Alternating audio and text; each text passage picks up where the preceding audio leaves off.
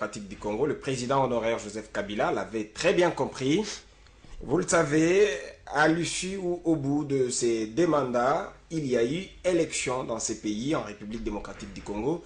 Les élections du 30 décembre 2018 qui ont consacré pour la première fois l'alternance en République démocratique du Congo. Vous le savez, Félix Antoine Tshisekedi Tshilombo est président de la République il y a déjà 11 mois. Cependant, une question d'actualité est à la base des démêlés politiques entre partenaires du régime actuel. La question est celle de savoir, reviendra-t-il ou pas comme candidat président de la République? Autrement dit, est-il possible pour Joseph Kabila, ancien président de la République démocratique du Congo, de candidater à la présidentielle, étant donné qu'il rêvait un statut du sénateur a dit, le débat étant lancé, des éminents professeurs se sont contredits à ce sujet, qui, du professeur Mbata ou du professeur Nyabirung, dit la vérité. En tout cas, la question reste pendante et le débat est ouvert aux autres analystes, raison pour laquelle votre magazine Excellence a le privilège de recevoir pour vous notre analyste indépendant, un observateur, juriste, il l'est, Murphy Pongo, bonjour. Bonjour Jean-Paul. Comment vous allez? Très bien. On ne vous sent plus ce dernier temps? Bon, on est là. Peut-être vous ne tirez pas attention à ce qu'on fait. On est toujours là. Alors, d'entrée de jeu, la question que je vais vous poser, c'est de savoir comment vous apercevez le climat politique 11 mois après l'alternance en République démocratique du Congo, des chamailleries, des tiraillements, et grave encore, au sein même du régime des partenaires au pouvoir. Moi, je connais ça comme étant les douleurs d'enfantement de l'alternance. Nous sommes sans ignorer que c'est la première fois. Et pourtant l'alternance est là. Oui, c'est la première fois qu'on est face à cette réalité. Et c'est pas facile d'y faire face. Chacun a ses prétentions, chacun a ses intentions. Et c'est tout à fait normal qu'on ait de telles actions. Je trouve ça normal. Ce sont les douleurs d'enfantement. Tout part de la descente de Emmanuel Ramazani Shadari à Lubumbashi. Et lorsqu'il réclame la paternité de la gratuité de l'enseignement, il dit des choses. Moi, je me pose la question, et la même question, je vous la pose. À qui va profiter vraiment la dissolution ou la séparation du FCC Cash? Eh bien, je peux le dire avec certitude que la dissolution de la coalition FCC Cash pourrait profiter au président de la République. Comment? Je m'exprime. Au cas de la coalition FCC Cash, première conséquence, c'est que la majorité parlementaire n'existe plus. Du coup, le gouvernement tombe, le bureau de l'Assemblée nationale tombe. À ce stade-là, conformément à l'article 78 de la Constitution, le président de la République sera obligé de nommer un informateur. C'est lui la mission d'identifier une nouvelle majorité au sein de l'Assemblée nationale. Et nous savons tous qu'il est à ce niveau-là, chaque regroupement politique, parce que n'oublions pas que le FCC n'a pas une personnalité juridique. Quand on va à l'Assemblée nationale, nulle part il y a un député élu sur la liste des FCC. Il y a par contre des députés élus sur la liste ABCA, PPRD ou IDPS Tshisekedi. Alors, quand on va nommer un informateur, chaque regroupement politique viendra négocier avec l'informateur son sort politique. Il vous dira, moi j'ai 50 députés, moi j'ai 100 députés. Et là, on va reconfigurer la nouvelle majorité présidentielle. Nous savons les conséquences que, avec la majorité parlementaire actuelle, il y a des regroupements politiques qui se sentent lésés par le partage du gâteau, parce qu'il y a le PPRD qui est gourmand, qui a tout pris. Voilà. Il y a le PPRD. Et si on possède par la nomination, c'est que d'ailleurs, Joseph Kabila avait peur l'autre fois, c'est pourquoi il a fait signer les actes d'engagement, c'est qu'il n'existe pas en droit, et le président avait commis une grosse bêtise. Et là, toujours qu'il avait commis la plus grosse bêtise de son mandat, de n'avoir jamais nommé un informateur. Il est passé directement par l'informateur du gouvernement. Et la réalité lui rattrape. Sinon, s'il y a des solutions de la coalition, on nommera un nouveau informateur. Celui-là va aller consulter les groupements politiques et solliciter leur adhésion au sein de notre coalition. On est dans une coalition politique et surtout coalition parlementaire. Chacun occupera les postes conformément à l'apport qu'il apporte dans la coalition. Ainsi, 50 regroupements politiques et qu'on se retrouve devant 250 ou 300 députés, chacun pourra bénéficier de la part du gâteau par rapport à ce qu'il a amené comme député. Et je crois que là, le perdant, ce sera le FCC, parce que quand un chacun, parce que ça sera plus l'ennemi qui viendra négocier pour les comptes de tous les regroupements, mais ça sera tout un chacun qui va individuellement négocier sa vie politique et négocier ses postes comme étant un regroupement politique autonome et juridiquement reconnu par le ministre de l'Intérieur. Heureusement, on n'en est pas là. Le chef de l'État, Félix Antoine Tshisekedi, a sauvé. En tout cas, il a joué un sapeur-pompier depuis l'Allemagne, en face de Angela Merkel. Il a remercié devant le public Joseph Kabila, avec qui ils ont des très très bonnes relations. Et il dit qu'il n'y a pas de problème et aucun obstacle pour entraver la coalition FCK. Ça sonne quand même la maturité. Maturité, oui, mais la réalité est autre. Il y a un problème. C'est quoi la réalité? Il y a un problème. Il y a Joseph Kabila qui ne veut pas s'effacer de la scène politique. Nous avons... C'est pas la guerre de Zegri. Non, c'est pas... On a perdre. Ok. Monde. Nulle part vous verrez un ancien président de la République interférer dans les fonctionnements des institutions. C'est en 2019 que le président avait nommé les mandataires publics au niveau des GCAMIN et SNCC. Jusqu'à ce jour, ces gens n'ont jamais été investis dans leur pouvoir, c'est-à-dire ne sont jamais entrés en fonction, tout simplement parce que ça ne plaisait pas à Kabila. Et nous en sommes où aujourd'hui? Et vous pensez qu'ils ne pourront pas... Kabila a déclaré dernièrement qu'ils ont négocié avec Joseph pour obtenir son accord, c'est-à-dire une ordonnance du président de la République se négocie. Pourtant, dit que l'ordonnance du président de la République entre en vigueur dès la date de sa publication. Et personne d'autre ne peut s'opposer, si ce n'est qu'aller devant la justice. Mais lorsque Kamere déclare qu'il y a une négociation avec l'ancien président et que ce dernier aurait donné son accord sur ces nominations, ça pose problème. C'est là qu'on dit qu'il y a un problème sérieux au sein de la coalition. Le président ne peut pas dire qu'il est à l'aise, il est en bon terme. Non, s'il est en bon terme, Kabila aurait accepté de s'effacer de la scène politique. Il n'est pas dans les fonctionnements des institutions. Et dans cette histoire, il y a à manger, à boire, il y a même l'intervention des hommes d'État dans ces débats qui ne servent pas la nation. Vous l'avez suivi comme tout le monde. Fredola Ambongo, lors de sa présentation au Stade de Martyrs comme cardinal, il a dit que la population a trop souffert de querelles politiciennes. Est-ce que ça vaut la peine pour qu'un homme d'État, prenons par exemple Jean-Marc Kabound, qui... en tout cas, se livre à cette guerre médiatique avec Chadari, par exemple, Constant Moutamba, et tout récemment, Dounia, qui dit, voilà, Tshisekedi au pouvoir, c'est de la volonté de Joseph Kabila. Il faut comprendre, moi j'ai toujours dit que la coalition FCC-Cash, c'est un deal qui s'est transformé en duel. Et là, nous assistons à un affrontement. Il y a action, il y a réaction. Et à chaque fois qu'il y aura action, il y aura réaction. Vous avez vu Chadari déclarer que la paternité de la gratuité de l'enseignement reviendrait à Joseph Kabila. Et après, il fallait s'attendre à une réaction. Vous avez vu la réaction. Est-ce que Joseph Kabila serait derrière ce propos? Non, mais c'est ce que je venais de vous dire, que Joseph Kabila ne veut pas quitter le pouvoir, comme il a quitté depuis le 4 janvier 2019. Il continue à interférer dans le fonctionnement des institutions. En fait, l'objectif, c'est ne pas être effacé dans la scène politique. Il cherche par quel mécanisme pérenniser son nom. Voilà pourquoi il fait tout pour étouffer l'actuel président de la République. Vous verrez qu'à chaque fois qu'il y a quelque chose de bon qui se fait, il y a des réactions qui viennent du peuple des soit pour faire croire à l'opinion que Félix ne peut rien faire sans l'accord de Joseph Kabila. Et même Aya a déclaré que Félix voyage avec l'accord de Joseph Kabila. Et là, on de voir encore un Dounia qui sort de son silence. Il s'est dit clairement, il publie devant le média que si Félix est président, c'est par la volonté de Joseph Kabila. Voilà. Et qu'est-ce qu'on peut dire? On va y revenir, mais parlons d'abord de la question qui nous intéresse ici. Est-ce qu'il est possible pour Joseph Kabila, ancien président de la République démocratique du Congo, qui a épuisé tous ses deux mandats, est-ce qu'il est possible pour lui, soutiennent certains professeurs de l'université, des éminents professeurs de l'université, en l'occurrence le professeur Nyabiroun, est-ce qu'il est possible pour lui de candidater comme président de la République, candidat président de la République? Je crois qu'à un moment donné, nous devons être sérieux avec nous-mêmes. C'est-à-dire? Et si on a appris, les droits, ce n'est pas pour servir un individu. Les droits ont été faits pour servir la nation. Et quand on regarde les débats actuels, des fois ça me fait mal de voir certains professeurs s'affronter sur un débat aussi clair et simple comme celui-là. Dire que Joseph Kabila ne pourra pas ou bien ne peut se représenter, c'est essayer de personnaliser les débats constitutionnels. La loi est personnelle. On doit essayer dans ce stade de parler, est-ce qu'un ancien président de la République peut-il revenir après avoir exercé ses deux mandats constitutionnels?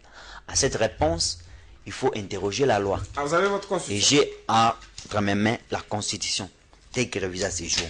Et je vous lis, pour comprendre, pour ceux qui n'ont jamais appris les méthodes d'interprétation de la constitution, je vous donne une simple technique. Si vous voulez comprendre une loi, commencez d'abord à lire son exposé des motifs. Lisez les premières dispositions et ses dernières dispositions. Et cherchez de comprendre les contextes d'élaboration de cette loi. C'est par là que vous pouvez dénicher la raison d'être de la loi ou la valeur protégée par chaque disposition constitutionnelle. Alors, dans cette démarche, je vais l'exposer des motifs. Quelquefois, tout simplement. Les 30 juin 1960, la République démocratique du Congo est confrontée à des crises politiques récurrentes dont l'une des causes fondamentales est la contestation de la légitimité des institutions et de leurs animateurs. Vous prenez le point 3 de l'organisation et de l'exercice du pouvoir.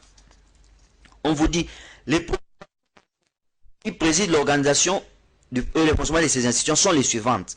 1. Assurer le fonctionnement harmonieux des institutions de l'État. Éviter les conflits. Des dérives dictatoriales. Septième point, assurer l'alternance démocratique au pouvoir.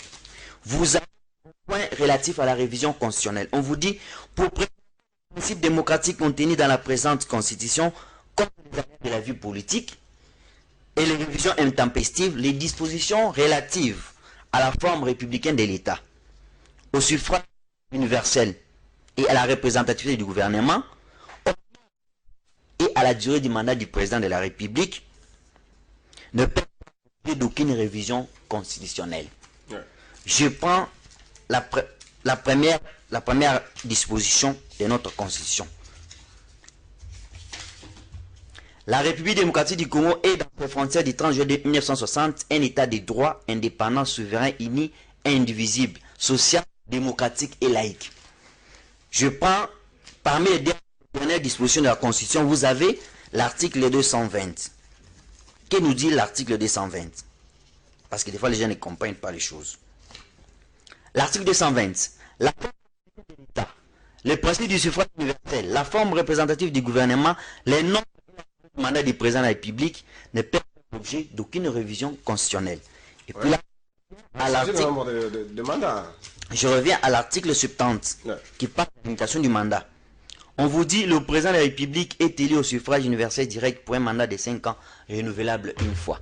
Vous avez compris dans cette démarche, j'ai lu l'exposé des motifs.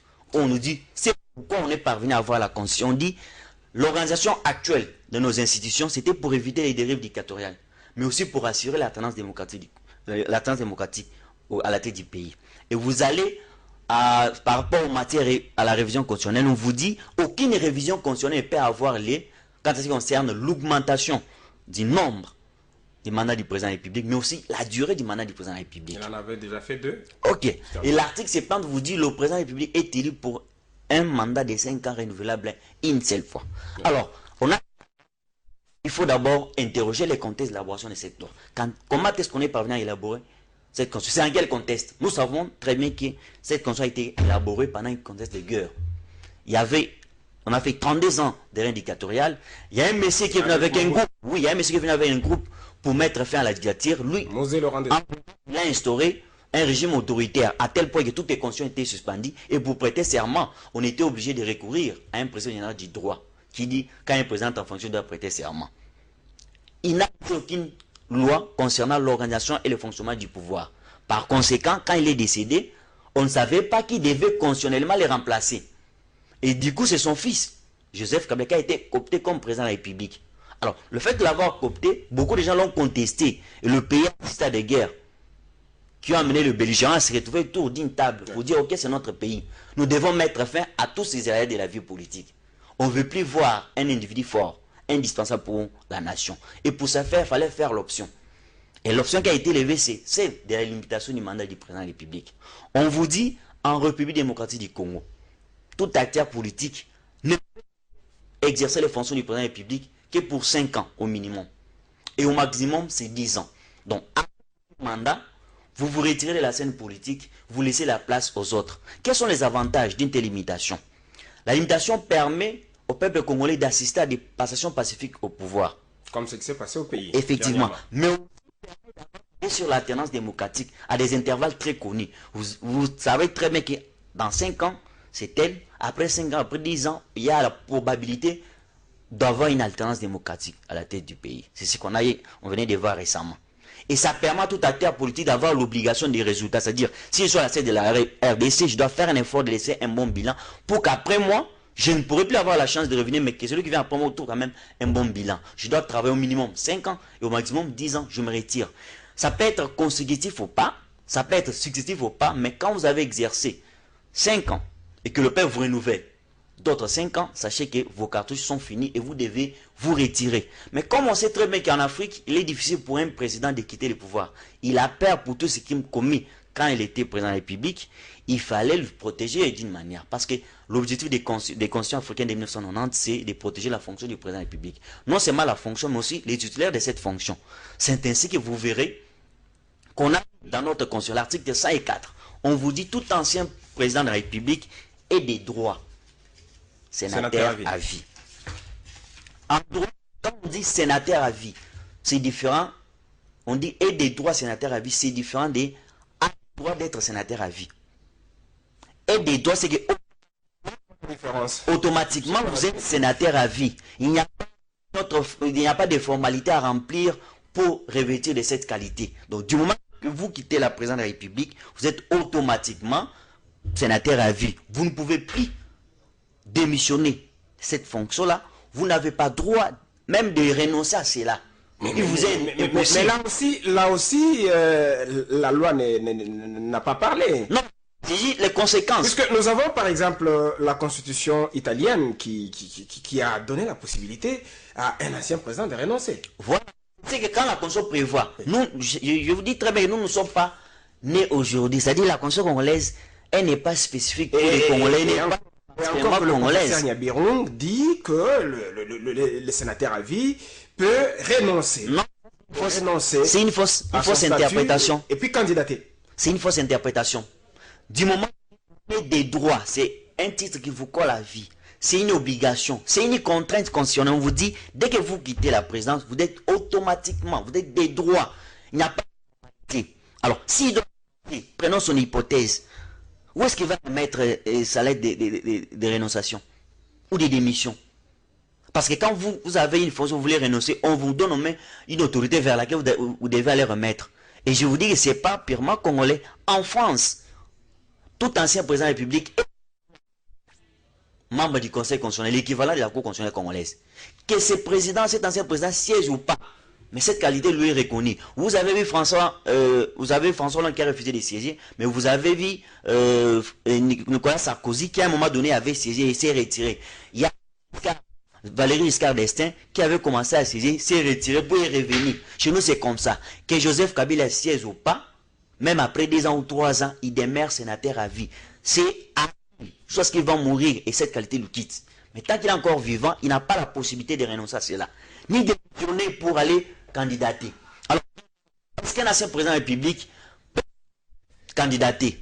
La réponse peut être positive et négative. La réponse peut être positive du moment où on est en face d'un président de la République qui n'a exercé qu'un seul mandat.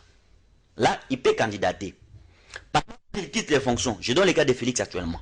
En 2023, postulé, donc il quitte, il postule comme étant candidat, il gagne. S'il ne gagne pas, il se retire. Et quand il se retire, il est sénateur. À vie?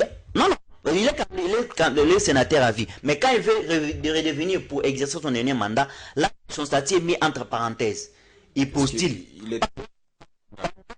est en train de postuler. Il est encore sénateur à vie. On proclame l'élection. S'il est élu, il est encore sénateur à vie. Cette qualité lui quitte momentanément le jour où il va prêter serment. Là, il devient président de la République. Mais dès qu'il finit son deuxième mandat, il n'a plus la possibilité de revenir candidater. Pourquoi? Parce que l'article 70 de la Constitution lui interdit cela. Non seulement l'article 70, vous avez l'article 120 qui vous dit constitutionnel ne peut avoir lieu quand ça concerne l'augmentation du nombre du mandat du président. Par nombre, on dit renouvelable une seule fois. C'est-à-dire, vous ne pouvez pas augmenter le nombre pour aller à 2 fois, renouvelable 2 fois, comme c'est le cas actuellement au Madagascar. Mais aussi la durée du mandat. La durée, par durée, on voit 5 ans. Et ces 5 ans, vous ne pouvez pas augmenter cela, comme c'est le cas récemment au Sénégal, c'était ce qui fait ans. mal à ce sujet, effectivement, vous êtes en train de parler, vous contredisez le professeur Niabiron. Ce qui fait mal, c'est que ce sont les éminents professeurs qui mettent ça sur la place publique. Il y a le professeur Mbata qui dit, effectivement, qui vous appuie, qui vous rejoint un peu, et le professeur Niabiron dit le contraire. Finalement, qu'est-ce que les étudiants doivent retenir? Non, mais... Est-ce qu'on peut pas sacrifier toute des générations? Science et conscience. Ruine de l'âme, à Voilà. dire. C'est un peu ça. Mais moi, je crois bien qu'avec les recherches, on peut contredire tout un professeur d'université. J'ai avec moi ici plusieurs constitutions du monde qui reconnaissent cette même limitation du mandat du président de la République. Vous avez la constitution tunisienne de 2014, à son article 75. Il vous dit que le président est élu pour un mandat de 5 ans renouvelable une seule fois. Vous avez l'article 12 de la Constitution d'Irlande qui reconnaît cela. Vous avez l'article 7 de la Constitution d'Indonésie. Indonésie est dans le même système que nous. Ils sont dans un régime semi-présidentiel. Et chez eux, le président n'a droit qu'à un mandat. Chez eux, ils appliquent l'expression est rééligible une seule fois. Chez nous, on applique l'expression renouvelable une seule fois. Et quand l'article 127 de la Constitution polonaise parle même de la même manière, le président de la République est élu par la nation au suffrage universel égal et direct scrutin. Le président de la République est élu pour 5 ans et ne peut être élu qu'une seule fois.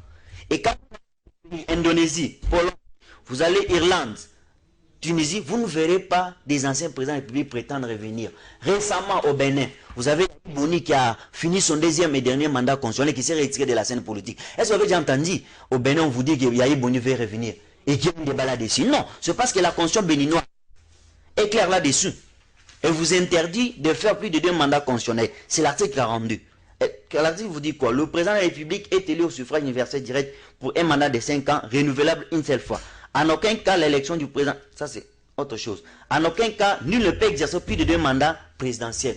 Ça c'est au Bénin. C'est quoi? Les gens sont allés faire un mauvais parallélisme juridique. Ils comparent la constitution congolaise à la constitution française pour dire que nous sommes inspirés des Français et du coup, la France, à son article 6, sa constitution à son article 6, prévoit que nul ne peut exercer plus de 2 mandats consécutifs. Là, on met clairement les mots consécutifs. J'ai lu. Le président de la République est élu pour un mandat de 5 ans au suffrage universel direct. Nul ne peut exercer plus de 2 mandats consécutifs. Là, c'est clair. On dit plus de 2 mandats consécutifs. Mais les gens qui appuient leur argumentaire sur cette disposition oublient que la constitution française, avant la révision de 2008, en France, on pouvait aller au-delà de 2 mandats. Le mandat était indéfini. C'est Nicolas Sarkozy en 2008 qui a cette limitation pour dire, ok, à partir d'aujourd'hui, au lieu d'aller faire des mandats indéfinis, on doit limiter dans les temps. Et dans les temps, ça veut dire, vous ne pouvez pas exercer plus de 2 mandats. Or, déjà, nous, en RDC en 2006, notre article 70 existait. Alors, qui de la Constitution française et la Constitution française et la Constitution congolaise a copié l'autre? Par contre, la Constitution française s'est inspirée de la Constitution russe, qui, à son article 80, dit clairement qu'il ne peut exercer, même formulation, il ne peut exercer plus de 2 mandats. Mais notre Constitution s'est inspirée du développement de la Constitution américaine, qui vous dit ceci: nul ne peut avoir la présence plus de 2 fois, et qui la fonction du président ou agit en tant que président pendant plus de 2 ans, 2 mandats pour quelqu'un, personne est nommé président et ne pourra être élu à la fonction du président plus de 2 fois. Donc, nul ne peut être élu à la présidence plus de 2 fois. Ça, c'est ce que nous avons tiré. C'est-à-dire, en RDC, un acteur politique doit savoir qu'il ne peut exercer les fonctions du président de la République au minimum 5 ans, au maximum 10 ans. Et après 10 ans, vous avez fini vos cartouches, on vous sanctionne positivement. On vous renferme dans une prison d'ambition pour vous donner le titre de sénateur à vie. Et ce titre de sénateur à vie, c'est une reconnaissance à l'État parce que ce n'est pas un mandat contrairement aux autres sénateurs. Vous n'êtes pas éligible vous n'êtes pas élu pour 5 ans ou 6 ans, mais c'est un titre à vous demeurez sénateur à vie jusqu'à un sénateur à vie, conformément à l'article 108, ne peut plus postuler. Merci. Pourquoi postuler? Parce que non seulement qu'il n'a plus la possibilité de revenir et faire au-delà de 2 mandats, contrairement à ceux qui pensent que après avoir fait des mandats, on redevient un citoyen normal. Non, c'est faux. Vous avez votre bilan dans votre peau. Quand vous allez poster, vous posez comme étant un ancien président. Et puis on vous dira qu'il vous est impossible de postuler. Merci Pongo, vous êtes vraiment évertueux là-dessus. On se détend un peu. Cette question d'actualité, Fridolin Ambongo a été présenté comme cardinal.